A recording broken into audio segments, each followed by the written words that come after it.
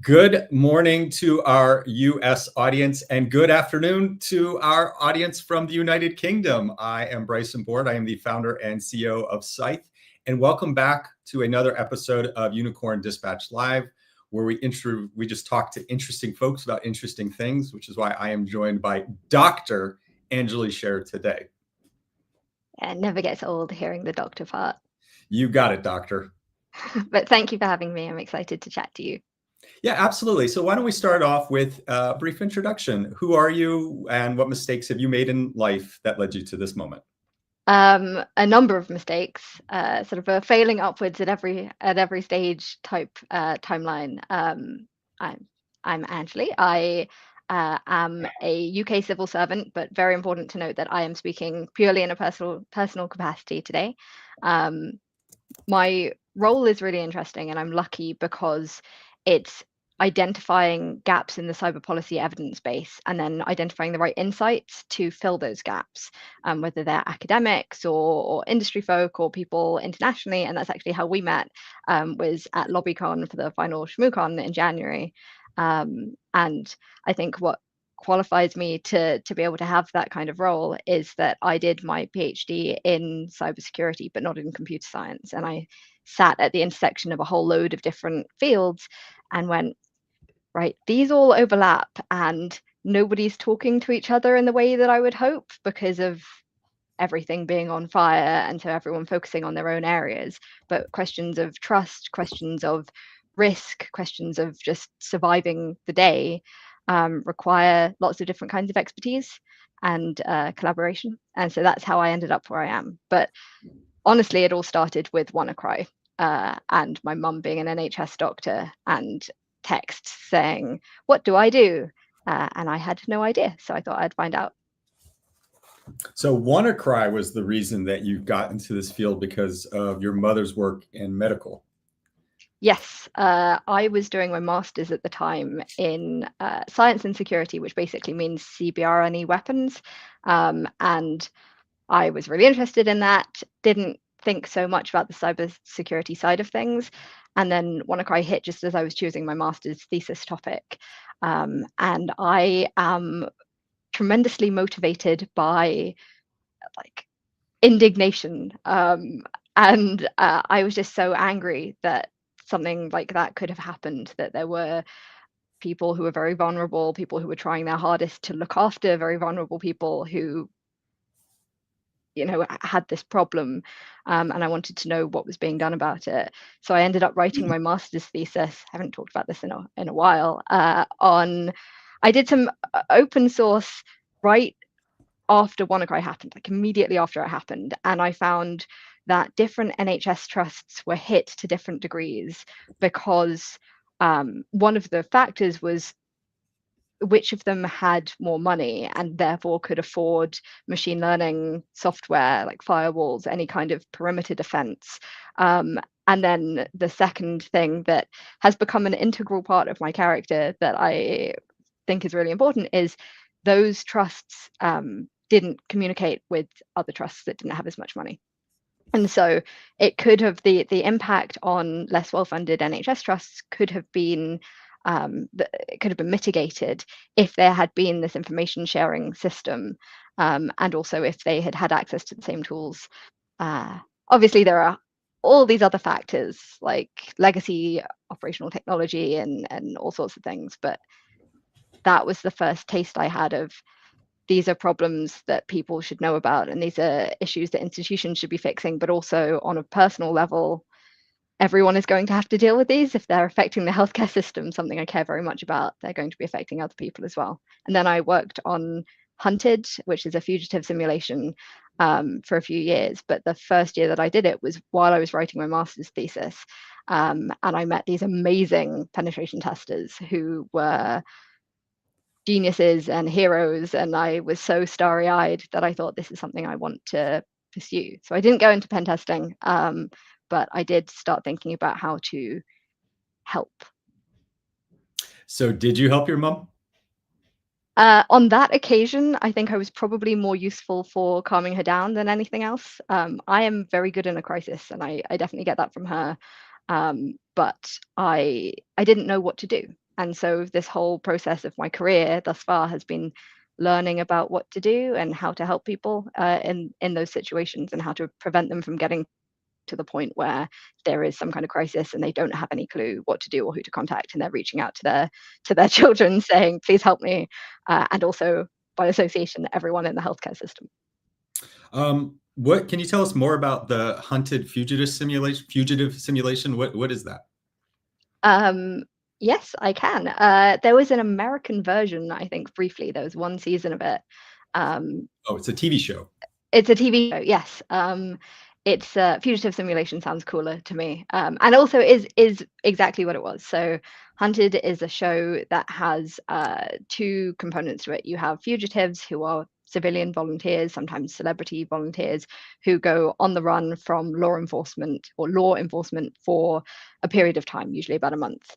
And you have the other side of the house who are the hunters, and you have ground teams who are like mobile units, and you have people in the headquarters who are attempting to track down those fugitives. And so I was an intelligence analyst on the show for 7, what we call series, but you guys call seasons.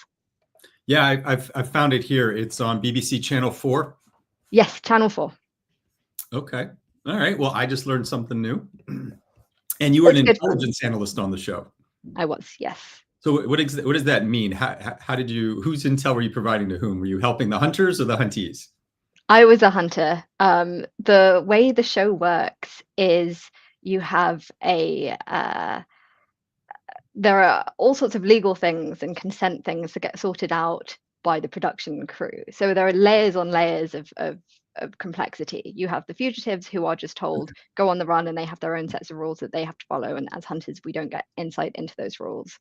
And then you have the hunters who also have to follow certain rules, because we have our regulatory body for television, and there's money on the line, because if a fugitive makes it to the end, they get a certain amount of money or a share of a certain amount of money.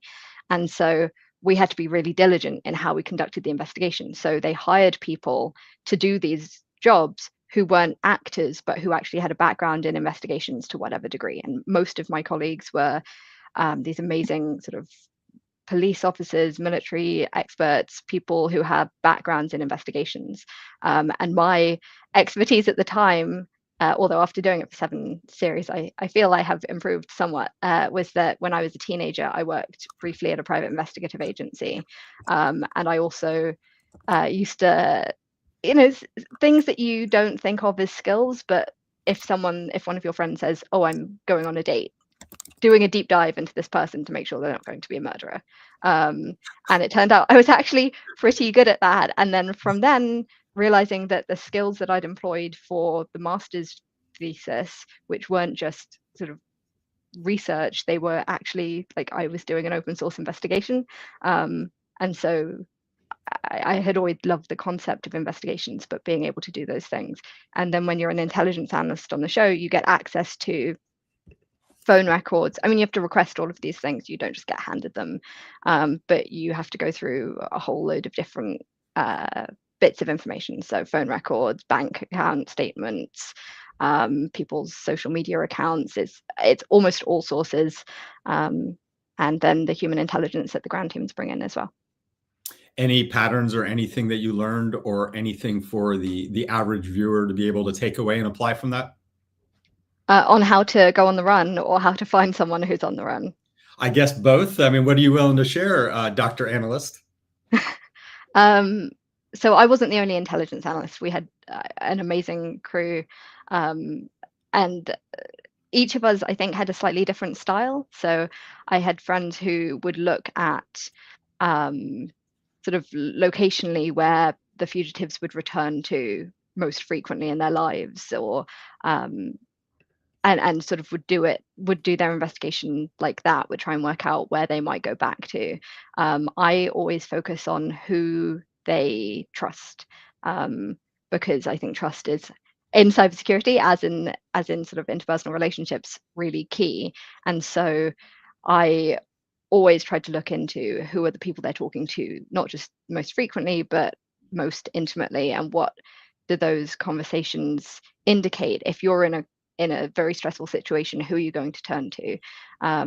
Because it's very hard to go on the run and not have any contact with anyone. Yeah, that's I guess what I would say is, if you're going on the run, you really don't want to be found, don't contact anyone. But if you're if you're trying to track someone down, I would say look at people that they might lean on in a hard time. Totally random question out of nowhere. Are you familiar with Stephen King's The Running Man, which just came out in theaters? Another remake of it with I want to say Glenn Powell.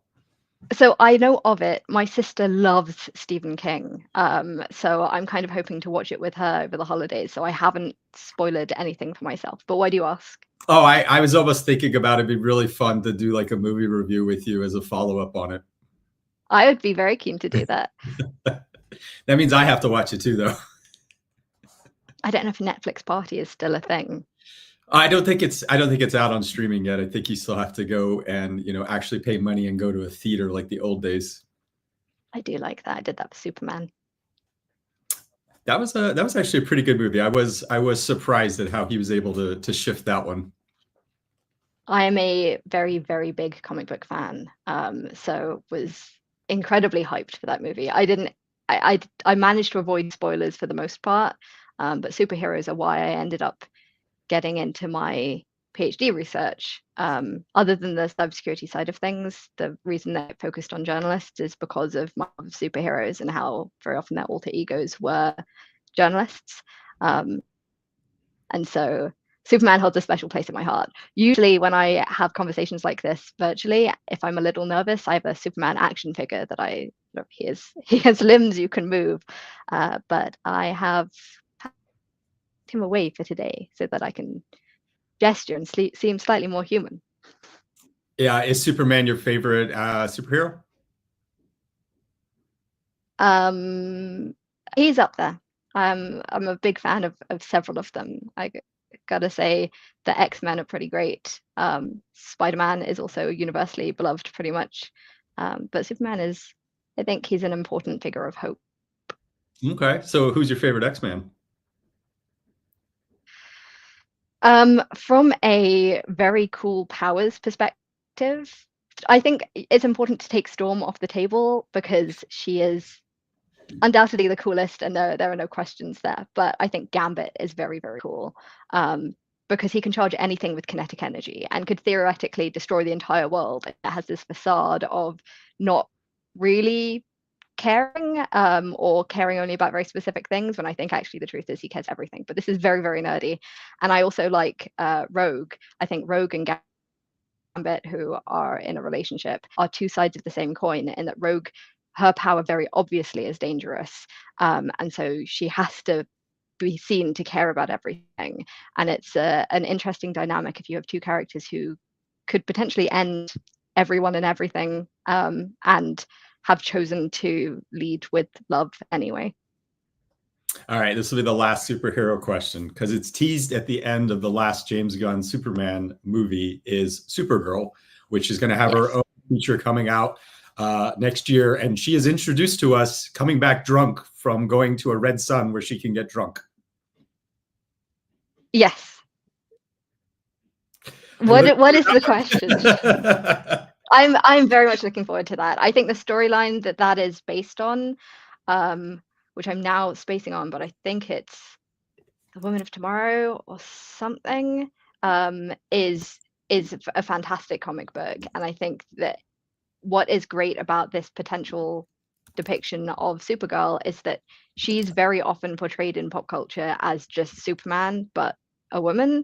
And actually their characters are really different, and they would be if you had grown up on a planet that you then saw destroyed versus if you left as a baby.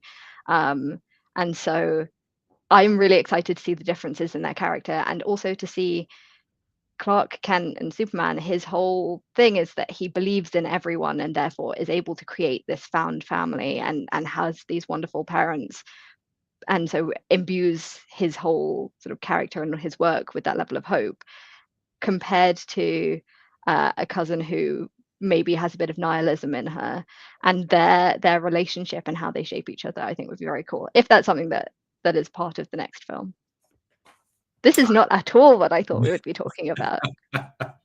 I'm sure James Gunn is watching and is taking notes. 100%. Well, he can, if he can find my number, if he's got the hunted skills, he can call me, and I'm happy to give him more notes. And you've already worked with the production, so you are ready for Hollywood. That's true. Yeah. I don't know that I was very good on camera. My favorite part of the work was the actual work, which very much in line with this nerd first persona that I'm leading with in this call.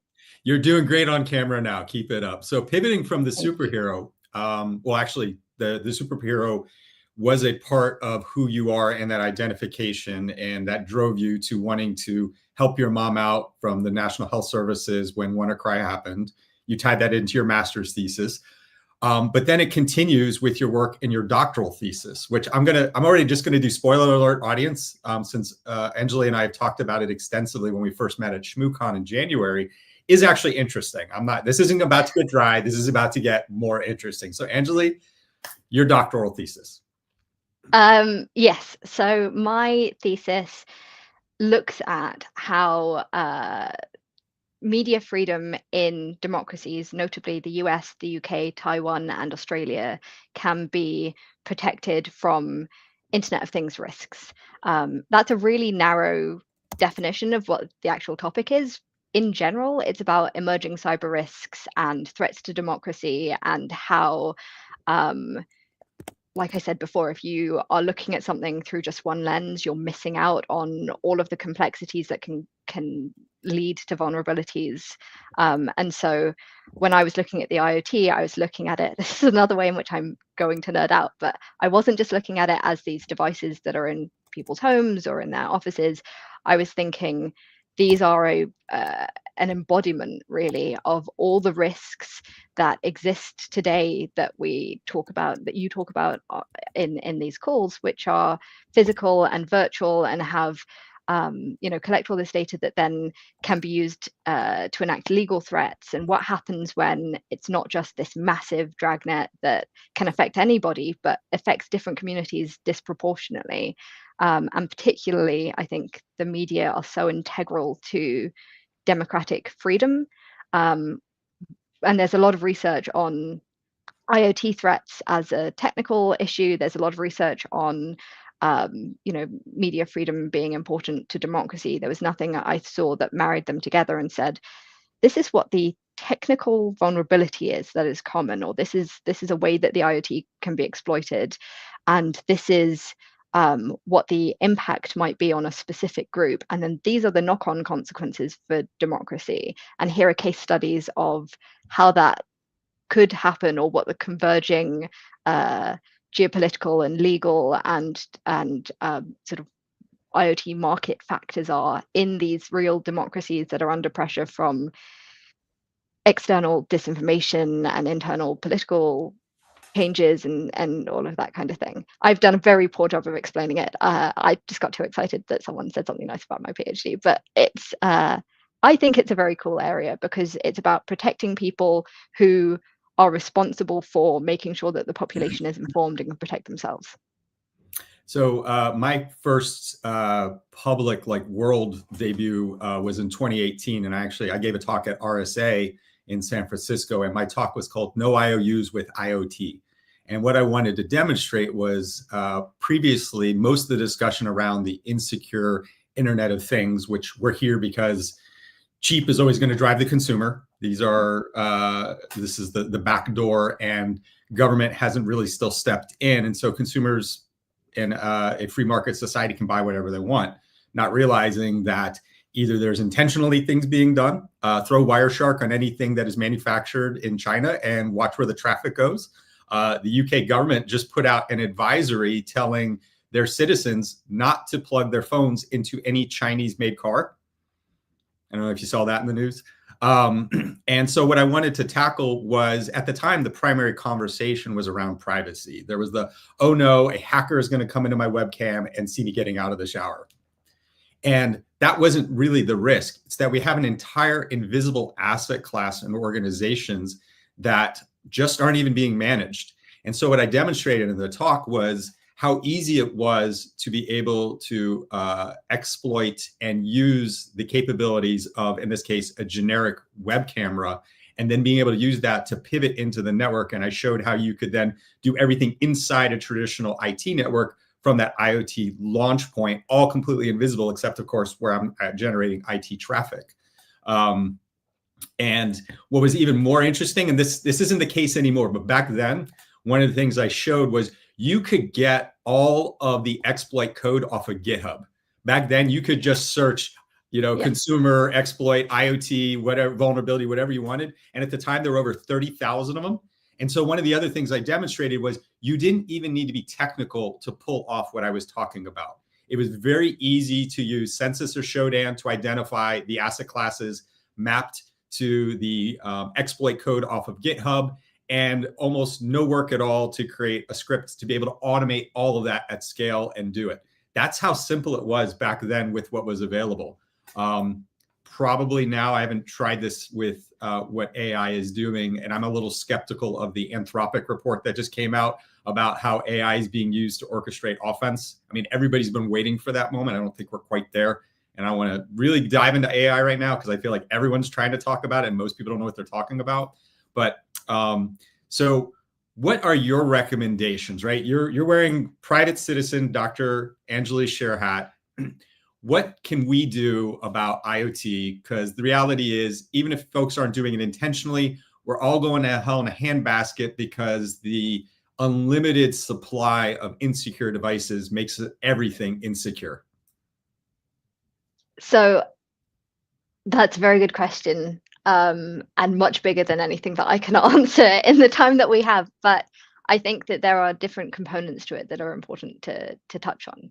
The first is, I know you don't want to talk about AI, but the issue that IoT embodies. No, it's not that I don't. I just, please go. It's that it's an example of a converging technology, right? It is something that previously wasn't connected to anything, now has a connection, or now has these other functionalities and data collection functionalities that didn't exist before. And when you layer AI onto that, you end up with all sorts of vulnerabilities, all sorts of analytical biases and additional problems that go from privacy all the way through to, because the IoT is a physical thing, physical threats and risks. So what do I recommend? I'll be a little cheeky and I'll talk about my research and some of the findings of my research. So I started in 2018 actually, and I started thinking about the IoT because I'd noticed that it was everywhere, and it felt like one of those things where certain communities were talking about it and other communities were just thinking, this is so great, I'm glad that I can play music in my kitchen without needing to use my hands, for example. That's reductive, but not everyone knows about cybersecurity. Not everyone understood it, especially in 2018, what the dangers were of voice assistants, for example. And so I did this pilot study talking to journalists, and I figured out that the dominant way that they were avoiding cybersecurity threats from the IoT was to just not own devices.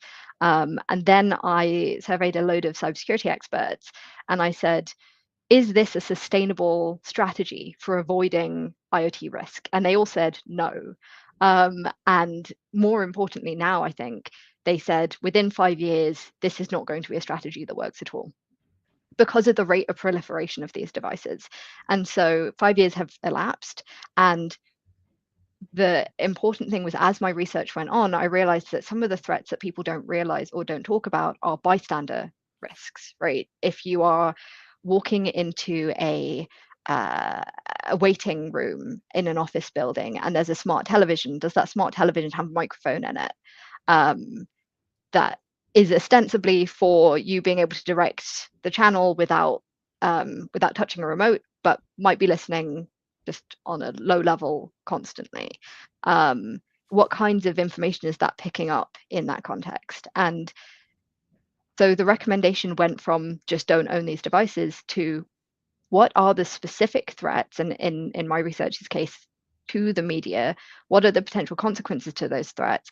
And then what recommendations can I give in terms of countermeasures to combat those threats? And I ended up coming up with let's see if I remember, I think it was 6 categories of threat, ranging from regulatory gaps and the sort of areas that left exposed, through to cyber physical threats, and encompassing things like I think data tracking was one of them.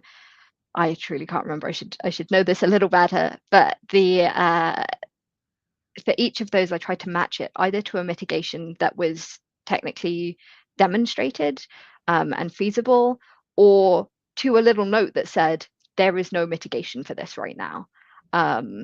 And I surveyed a whole load of my validation study at the end of my PhD was I surveyed a whole load of media experts to say, the way that I've set up this framework of countermeasures, there's a column of threats, there's a column of what these consequences might be, there's a column of what are the countermeasures that you could use against this particular threat, and then who in the media system, in the sector, should be responsible, what kinds of roles should be responsible for implementing each of these countermeasures, and what kinds of stages of the journalistic workflow should be the point at which you start implementing this.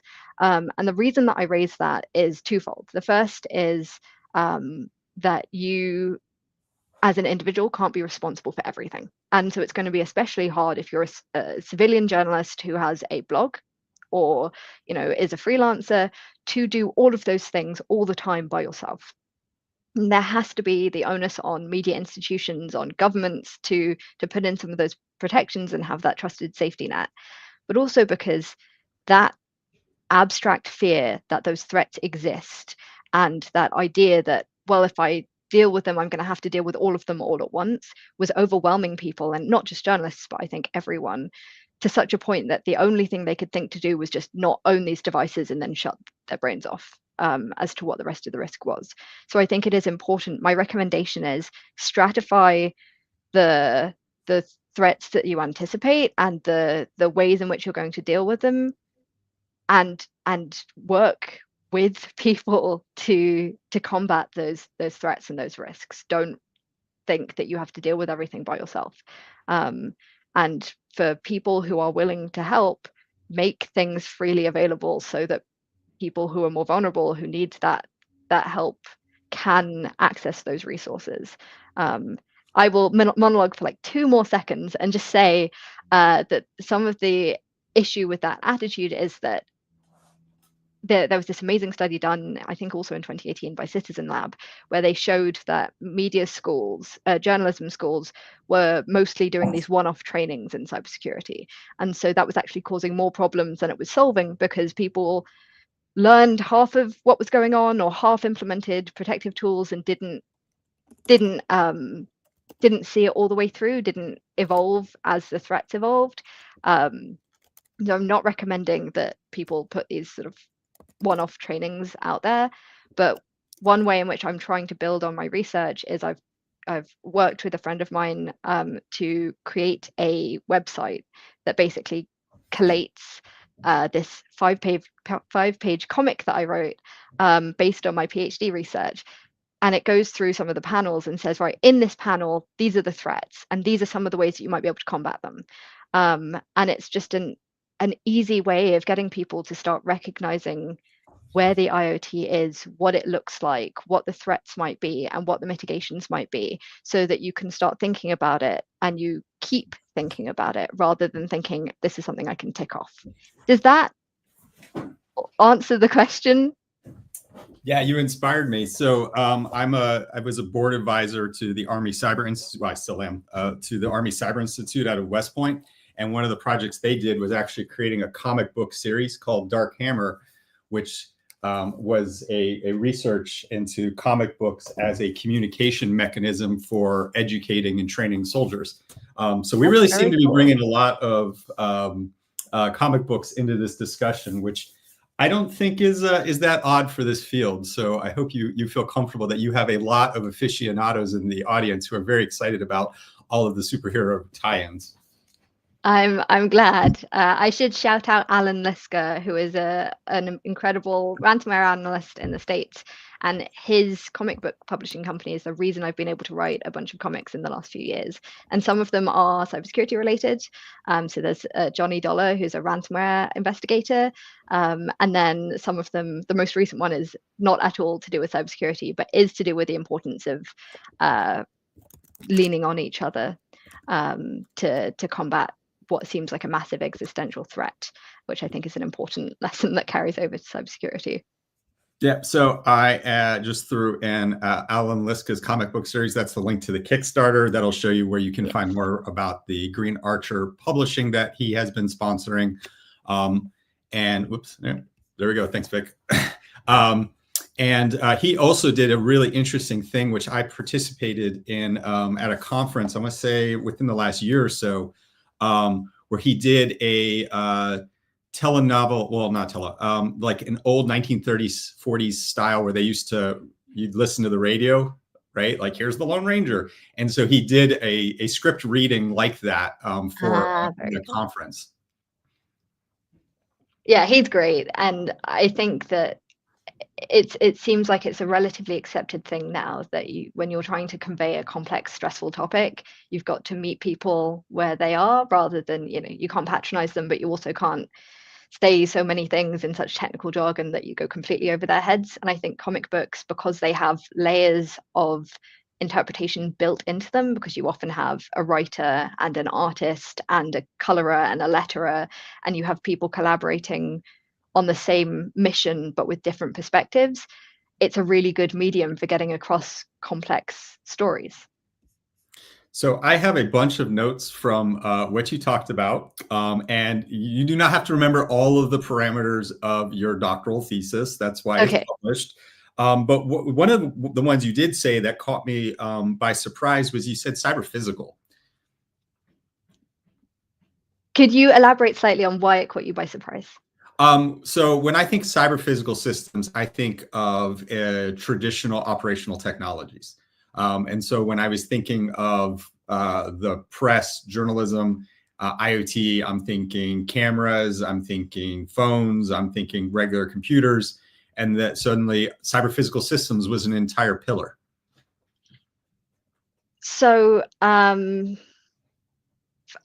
way I defined the IoT, to make it fit a PhD rather than sprawl too much, is that I didn't look at what I considered to be sort of more traditional technologies in their more traditional form. So, IoT devices like smart fridges are computers or have computers in them, but I wasn't looking at desktops, laptops, tablets, mobile phones, because I wanted to make it clear that those are forms of technology that journalists were really familiar with and had a lot of guidance on how to deal with.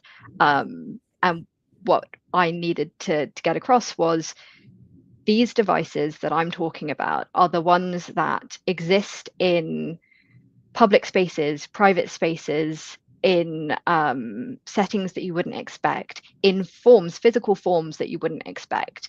And there is a lot of evidence that I'll talk in a second about sort of operational technology and the overlap there with the IoT is, as I see it, but there's a lot of evidence that IoT devices, either alone or strung together in a network, can have physical impacts. And so this comic that I wrote, which I can share in the chat, and I can share the website link for the website that we've just created, is it shows, I hope in a humorous way, how these different threats can manifest physically. So it follows this journalist. It's only 5 pages long. It follows this journalist who is really conscious of old school threats and is worried, for example, that she's going to be poisoned if she goes to a public event, because she's working on a big story and she doesn't want to have any setbacks. And she goes home and she opens her smart fridge and she eats a bunch of things because she's gone all day at this big fancy event and she hasn't been able to eat because she's been nervous about being poisoned. And all the dairy products, for example, have gone off and she becomes violently unwell. And it's because her smart fridge has been hacked and the temperature control system has, exactly. And it's that question of what do you trust and how do you notice what you shouldn't trust? And so some of the perhaps less exciting or interesting to people who are cybersecurity experts, but definitely important stepping stones to understanding the risks, components of my PhD included a like a Venn diagram, which sounds like it didn't take a lot of work, but trust me, it took so much research. A Venn diagram that showed, hey, these are the physical environments in which different IoT devices, consumer IoT devices that you can just buy on the internet, or you can walk into your local grocery store or whatever and supermarket and purchase. Here are the spaces that they might exist in and the examples of them that might exist in those spaces. So like I said, you could have a smart TV in a dentist waiting office. You could have, or in your meeting room in your organization's offices, you could be in the park and you could see a drone, and it could be a kid flying a little drone, and you don't realize that it's camera equipped, right? There are people on public transport with you who are wearing fitness trackers or smartwatches, and these are all elements of the Internet of Things that are everywhere. So wearables is a category in this Venn diagram that encapsulates, that sort of surrounds everything else, because they can be found anywhere. And that was the first step to this toolkit that I created as part of the PhD, that is walking journalists or people in the media, but really anyone, through the idea that these devices exist. This is the scale of the challenge right now. And then the threats categorization system. Here are the different categories of threats. Here are examples within them. And then I did these 4 case studies where I looked at all the overlapping priorities that people in the media in these 4 countries had to engage with before they could prioritize IoT risks. And then this framework of countermeasures. So when I say cyber physical, I mean things that can have that physical impact, but also have these physical bodies is a weird word to use, but physical vessels. And now, increasingly, you have these operational technology systems that weren't online, were air-gapped, or were isolated from everything else, that have, let's say, cloud-based or machine learning measurement and evaluation systems linked to them, that are connected to networks that people think is, an organization might think is a really innovative or cost effective or efficient way of monitoring these devices and these technologies, but just connecting them into an IoT effectively. That's my perspective. That's why I say cyber physical. That's a perfect definition. So this is where I think a lot of folks that are IT professionals were used to. I mean, again, what did we used to call this? We used to call it information systems, information processing, data processing, because that's what IT is. IT is access to data. Operational technology, industrial control systems, cyber physical systems are different, right? That's, I think, where cyber physical has really been gaining traction, because it encapsulates so well, where a computer over here that's just doing data is a completely different challenge than a computer over here that affects the physical world, right? And affects the physical world means affects the physical world. Yep. Right. And that's where I immediately knew where you were going when you were talking about the smart refrigerator, because it's a similar technique than what was used by Stuxnet and Natanz in 2012? Doesn't matter. Where they were able to change the frequency of the centrifuge and create enough of a wobble where you weren't able to get a clean output. Exactly. And that's the example when we're talking about those kinds of sensors, actuators, things that change the physical world. So I'm pulling some stories from the news. One that was popularized a few years ago was folks wearing Strava, which was a fitness tracking device, and multiple special forces soldiers were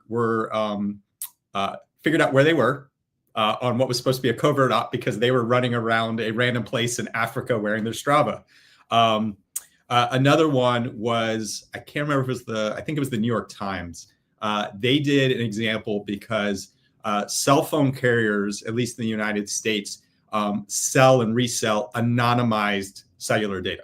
And the theory is it's anonymized, so you're okay.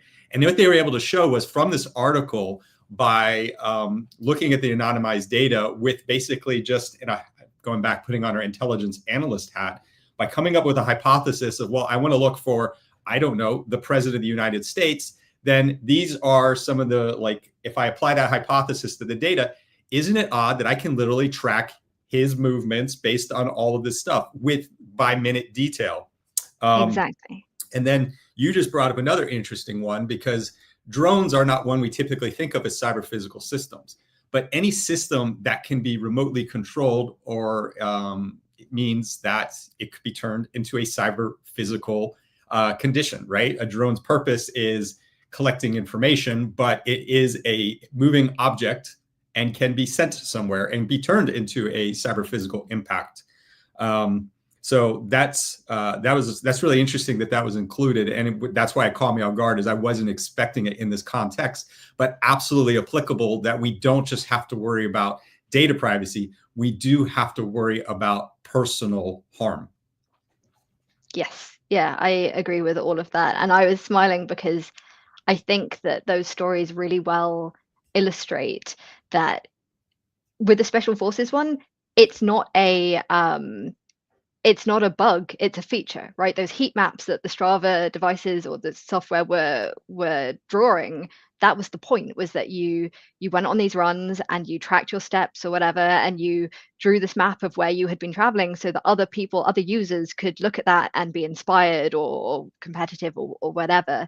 And so it was built into the functionality of the tool to allow this to happen. And so it wasn't even so much data leakage as like data broadcasting. And even though that's a selling point of this technology, special forces, people who are trained to identify risk and to assess it accurately and to manage it, didn't realize what was going on, and it was going on to that scale that there could be articles written about it, right? So how can we expect people whose risk assessment doesn't typically include cybersecurity risks, or doesn't typically include cyber physical risks in this way, to know what to do, and to know what to do consistently, and to know where the threats are and what form they might take? And then similarly, like with the drone thing, it's really easy I think it's important to distinguish between like a really targeted threat and a threat that could happen to anyone at any time because everyone's being swept up in it. But you mentioned Stuxnet. Everyone talks about Stuxnet, right? Over a decade after it happened, people are still talking about Stuxnet. And as someone who studied chemical, biological, radiological, nuclear, and high-yield explosive weapons for my master's, I was fascinated by Stuxnet. Right? Exactly, 0 seconds.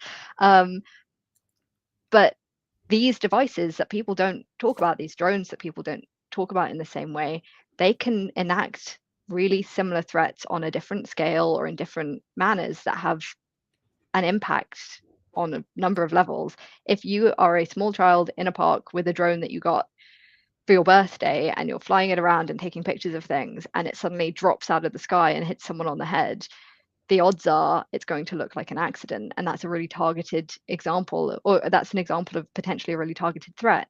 But in the comic, it shows how the existence of a smartwatch on a source helps to identify a journalist that source is talking to, and a drone in the park where they're meeting, where they think they're in a public space and there isn't anything overhearing them because they can see who's around them, might be following the conversation, and following both the whistleblower or the source and the journalist. So it's none of these technologies, even though on their own they can cause problems, like a drone can drop out of the sky and bonk you on the head. It's the layering of them that adversaries are very capable of doing that I think is a bigger part of the issue. Stuxnet, I think, will always be brought up because it was the first real OT directed attack, and it captured the imagination of cyber being used specifically for a national intelligence purpose, and for that being publicly known. And then in addition is it was I mean, there have been debates about others, but it is generally accepted as one of, if not the first, military grade cyber weapon focused that way. And a few months ago, a number of practitioners were invited to give testimony to US Congress on the update since, because after Stuxnet, and then what we saw in Ukraine with In Destroyer in the first invasion, and then the second invasion from Russia in Destroyer 2, was this concern that as we become increasingly interconnected in traditional critical infrastructure, And as you've noted, there are cyber physical systems in our personal lives that we haven't been accounting for. That would these military-based weapons be the primary attack? And the answer is they haven't been. In fact, what we see is, in fact, I'm going to post a link to it, is the most common attack method is actually very similar to what we see in IT. You have a traditional compromise directly at an OT perimeter with something being connected to the internet. SANS just published their state of the industrial control system industry, and they believe 50% of attacks are that. I think that's, potentially debatable, but certainly that's one of the vectors. The other one is the fact that all critical infrastructure operates because there is an IT organization that manages it. That's how I bill customers. That's how I schedule things. That's how I administer the organization. And guess what? The same things that work on a traditional IT company work on a critical asset owner because they have that IT. That's whole job is to be on the internet directly. And it's funny because all the hard work it takes to breach the IT environment quickly go to naught. And this is the blog I'm going to publish that we did with Megan Samford, who is a chief product security officer. I want to say it's Schneider Electric right now. And is the fact that once I pivot through the IT network into the OT network, those high-level industrial control systems, distributed control systems, safety instrumented systems that make sure things stay in parameters, human-machine interfaces, i.e. HMIs, which is how the engineers are on the floor able to quickly be able to see what the status of all of the operations are, be able to modify things. Well, all of those things run generations old operating systems, which means the hard work I took to get there, done. Now, when I live off the land, I don't need to understand anything particular about those low-level specialized industrial control systems, because guess what? Those high-level systems already are authenticated to them, already manage them, already tell them what to do, however they do it. I don't need to know. All I have to do is just, I'm access, I'm on a 20-year-old box.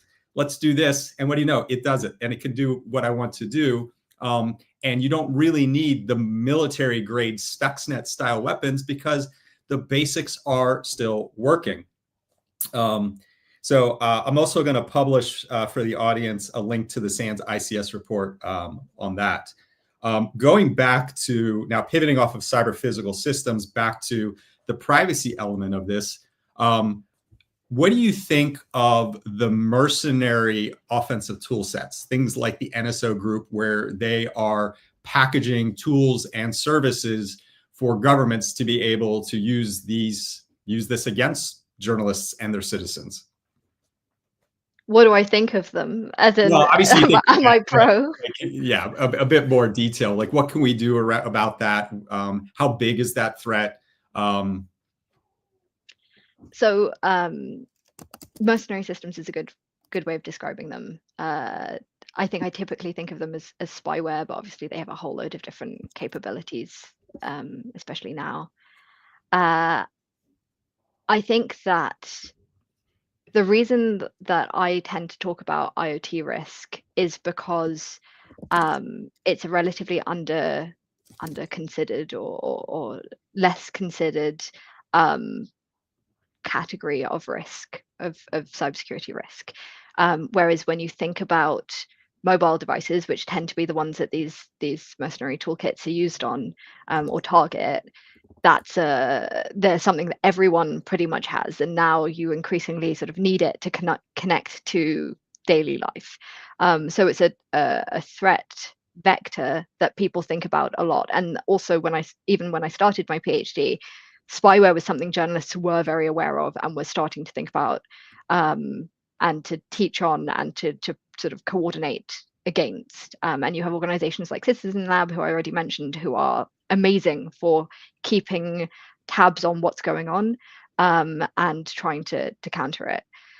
In terms of how big a threat I think it is, it goes back to is the problem for a specific person or group that they're going to be targeted specifically, and that sort of tools might be burned targeting someone, or is it that they are going to get swept up in something? And the risk, I'm going to say specifically for journalists, but for let's say for any high profile group that has has the kind of function that would then have ripple effects for society. So for journalists, their audiences trust them, but also other journalists trust them, and their goal is to hold power to account. So those are pretty big ripples.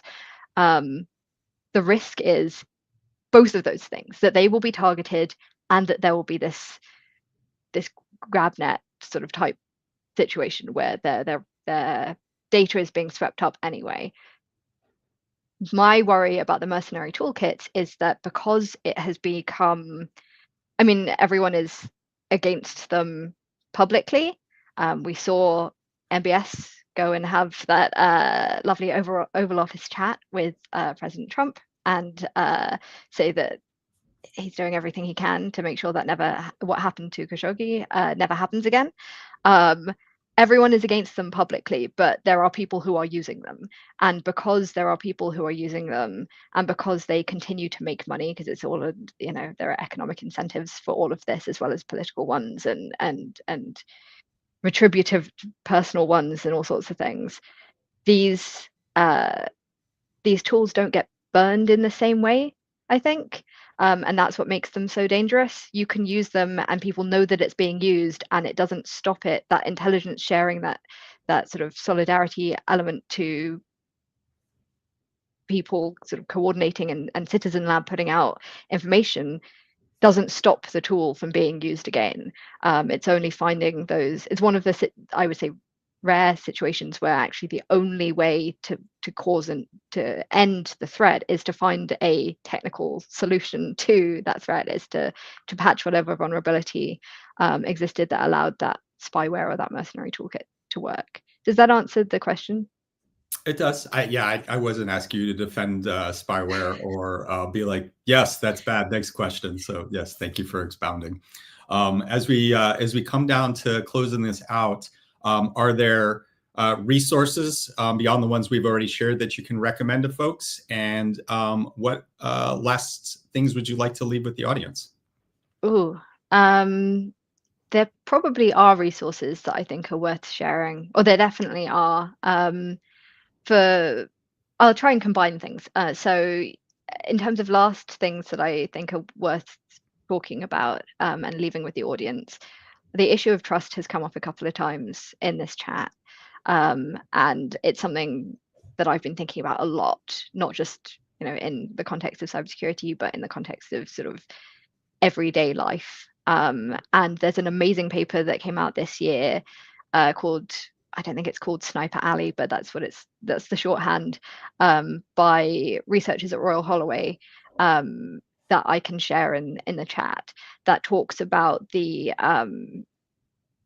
failings in trust for essential services, and how users are trying to manipulate service providers, whether they are governments trying to provide essential services, and governments are trying to use technologies to, I'm going to explain this very poorly, but trying to use technologies to filter through these users in a way that can become can be really difficult for the users. And then you have the marketization of these services that makes it more appealing for people, for bad actors to try and exploit them. And so there's just no trust anywhere. And there's a friends and family level to that as well, whereby like my family and I now have code words for if we get an emergency call with an AI voice that says, "Hi, it's me, something terrible has happened," just to check that that's not real or is real. So trust and the question of how do we build social cohesion that is essential for combating these threats on a wide, on a huge scale. How do we solve those problems that are interpersonal problems when we are when they're fundamental for then being able to work on the cybersecurity thing and the cybersecurity threats that we've been talking about today?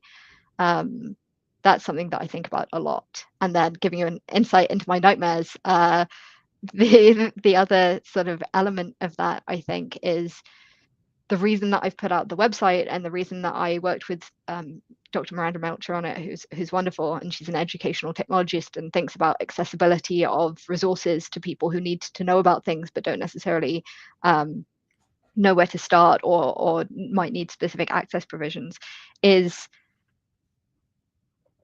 people are worried about the price of groceries, right? People are worried about getting to work and the rising costs of public transport and how to reconnect and communicate after the pandemic, and all sorts of things that are required that are base human needs. And so if you're worried about your base human needs, what is going to convince people to think about what seems like a sort of second order risk, which is cybersecurity and the many forms that it takes? And my argument is, and my worry is, that cybersecurity and these threats and these systems rather underpin all of our access to those base needs. And that, I think, is only going to continue to be the case. And so that's why I think the Sniper Alley paper is so relevant and timely, because there are all these problems that seem separate, and it can be impossible to know where to start, and we need to tackle them the way that I tried to with my PhD, which is all at once, rather than siphoning them off and trying to oversimplify them, because otherwise we're not going to make the headway that we need to make. Does that feels like a very big thing to then put out into the world? But yeah, that's what I'm thinking, and I'm hoping that all the smart, lovely people that are listening also think about that and maybe have some solutions. Did I get the right link? Yes, yeah, that's exactly it. Yeah, thank you. I could have been on Hunted. Exactly. It really, if me being on it shows you anything, it's that you just pick up these skills that you didn't realize you had, and then it's just being able to sit in the background as cameras are running and do your job quietly. I think you encapsulated the primary challenge our industry has, which, besides being nerdy and technical and possibly a little socially maladapted, is the fact that Maslow's hierarchy still is the way humanity works. I'm more worried about waking up on time, eating, not fighting with my partner, all of these things that are my daily life, before I start to worry about the probability of something that I don't understand to begin with. And we as professionals, whether it is in our jobs with leadership or whether it is as private citizens advocating for change in society, we can't change society. We have to adapt and go where society is on its terms, not on our terms. And so I think that this episode really encapsulates all of this, because it didn't come from Superman or Supergirl. It came from Super Doctor Anjuli. Thank you for joining us. It made my day. Thank you very much. This was lovely.